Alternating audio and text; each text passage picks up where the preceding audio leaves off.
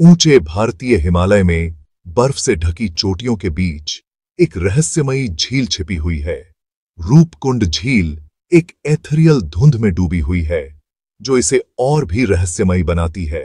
16,000 feet से भी ज्यादा ऊंचाई पर स्थित इस ग्लेशियल झील में एक खौफनाक रहस्य छुपा है जो सदियों से लोगों को हैरान कर रहा है। सदियों से रूपकुंड की बर्फीली गहराई ने सैकड़ों लोगों के अवशेषों की रक्षा की है जो अब भी बर्फ में जमे हुए हैं। उनके कंकाल अवशेष समय के साथ खोई हुई एक त्रासदी की भूतियां याद दिलाते हैं जो अब भी अनसुलझी है। कंकाल झील के रूप में जानी जाने वाली रूपकुंड झील एक मनोरम पहेली प्रस्तुत करती है जिसने दशकों से वैज्ञानिकों, इतिहासकारों और साहसी लोगों को आकर्षित किया है। यह झील एक ऐसा रहस्य है जो हर किसी को अपनी ओर खींचता है। इतने सारे कंकालों की मौजूदगी जो झील के किनारे बिखरे हुए हैं और गर्मियों के महीनों के दौरान बर्फ के पिघलने पर क्रिस्टल क्लियर पानी के नीचे दिखाई देने से इस रहस्य को और भी गहरा बना देती है। अनगिनत सिद्धांतों और अटकलों को बढ़ावा मिला है। कुछ का मानना है कि ये लोग तीर्थयात्री थे, जबकि अन्य का मानना है कि ये सैनिक थे। ये लोग कौन थे और दुनिया के इस सुदूर और क्षमाशील कोने में उन्हें क्या लेकर आया? क्या वे किसी धार्मिक यात्रा पर थे या फिर किसी युद्ध का हिस्सा थे? हिमालय की छाया में किन घटनाओं के कारण उनकी असामयिक मृत्यु हुई? क्या यह कोई प्राकृतिक आपदा थी या फिर कोई रहस्यमयी घटना? रूपकुंड झील रहस्य की स्थायी शक्ति का प्रमाण है जो हर किसी को अपनी ओर आकर्षित करती है। एक ऐसी जगह जहां अतीत और वर्तमान के बीच का पर्दा पतला और पारगम्य लगता है। यहां समय जैसे थम सा गया है और हर कोई इस रहस्य को सुलझाने की कोशिश में लगा हुआ है। भारत के उत्तराखंड राज्य में स्थित रूपकुंड झील हिमालय की गोद में रोमांच की तलाश करने वाले ट्रेकर्स के लिए एक लोकप्रिय गंतव्य है।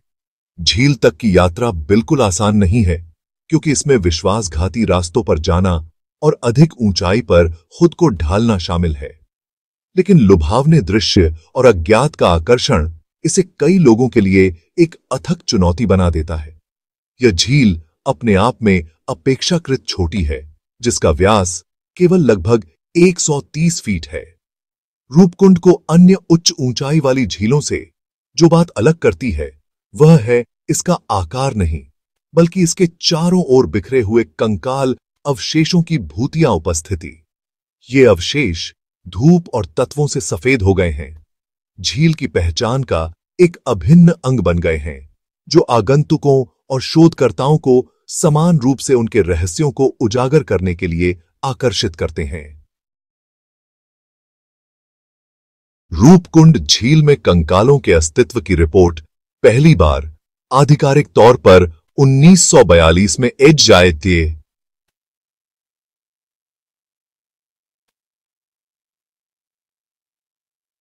माधवल नामक एक ब्रिटिश फॉरेस्ट रेंजर ने दी थी। माधवल, जो उस समय क्षेत्र में गश्त कर रहे थे, ने झील के किनारे पर कुछ असामान्य देखा।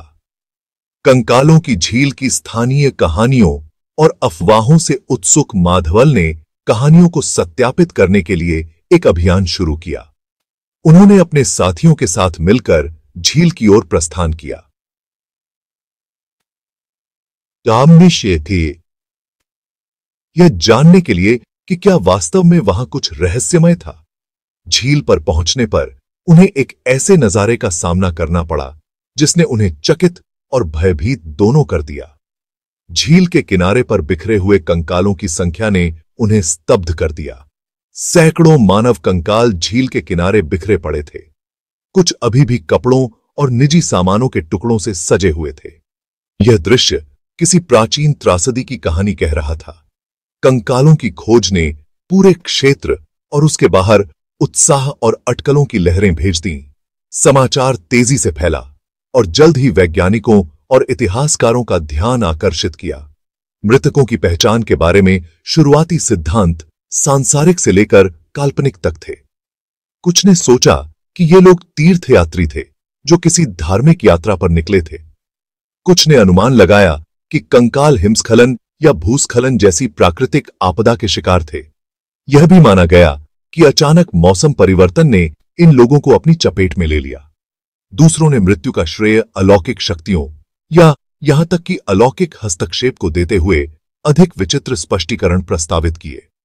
कुछ स्थानीय लोक कथाओं ने इसे देवताओं के प्रकोप से जोड़ा, जो इस क्षेत्र में किसी पवित्र नियम के उल्लंघन के कारण हुआ था। भाग 4। जापानी सैनिकों के मिथक को दूर करना। द्वितीय विश्व युद्ध के दौरान एक विशेष रूप से लगातार अफवाह सामने आई, जिसमें दावा किया गया था कि कंकाल जापानी सैनिकों के थे, जो भारत में हिमालय को गुप्त रूप से पार करने का प्रयास करते हुए मारे गए थे। यह अफवाह तेजी से फैली और लोगों के बीच भय और चिंता का कारण बनी। चल रहे संघर्ष और जापानी सेना द्वारा उत्पन्न कथित खतरे के कारण इस सिद्धांत को बल मिला। उस समय जापानी सेना की आक्रामकता और उनकी रणनीतिक चालों के कारण यह विश्वास करना आसान था कि वे हिमालय के दुर्गम क्षेत्रों को पार करने की कोशिश कर सकते थे। हालांकि साइट पर पाए गए कंकाल अवशेषों और कलाकृतियों की बारीकी से जांच करके इस सिद्धांत को अंततः खारिज कर दिया गया था। वैज्ञानिकों ने कंकालों की उम्र और उनके साथ पाए गए अन्य अवशेषों का विश्लेषण किया। कंकालों की स्थिति ने हाल ही में सैन्य अभियान के विचार का खंडन किया। इसके अलावा हड्डियों की संरचना और उनके आसपास के पर्यावरणीय कारकों का अध्ययन करके यह स्पष्ट हो गया कि ये कंकाल बहुत पुराने थे। हड्डियों में महत्वपूर्ण अपक्षय और अपघटन के लक्षण दिखाई दिए। यह दर्शाता है कि वे कुछ दशकों की तुलना में बहुत लंबी अवधि तक तत्वों के संपर्क में थे। यह निष्कर्ष निकाला गया कि ये कंकाल सैकड़ों साल पुराने थे, न कि कुछ दशकों पुराने।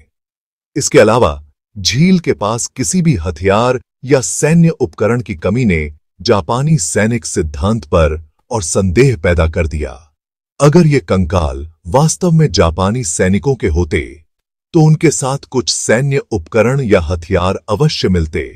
इस प्रकार यह स्पष्ट हो गया कि ये कंकाल किसी प्राचीन समय के लोगों के थे, न कि द्वितीय विश्व युद्ध के सैनिकों के। भाग 5। जेनेटिक धागों को उजागर करना।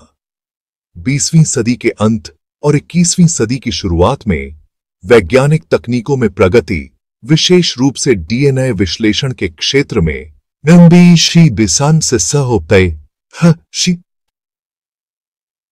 शोधकर्ताओं को रूपकुंड झील के रहस्य की जांच के लिए शक्तिशाली नए उपकरण प्रदान किए।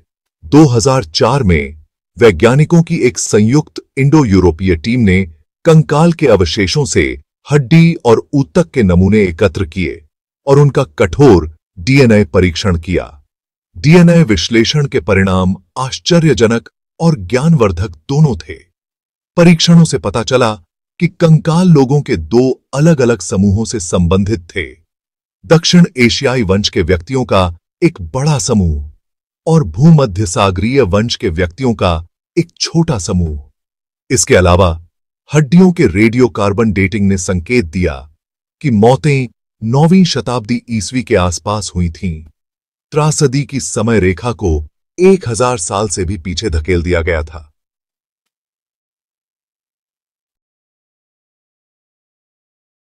भाग 6। स्वर्ग का प्रकोप।